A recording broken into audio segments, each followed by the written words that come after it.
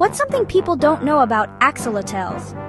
These rare little creatures are real-life wonders, and they're about to steal your heart. Let's dive in. Axolotls are super rare salamanders from Mexico, and get this, they never really grow up.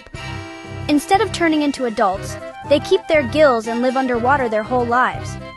People call them Mexican walking fish, but they're not fish at all. Axolotls can regrow lost body parts, even parts of their heart or brain. How cool is that? And thanks to their constant smile, they look friendly no matter what. But axolotls are in trouble. Their wild homes are disappearing, so they need our help.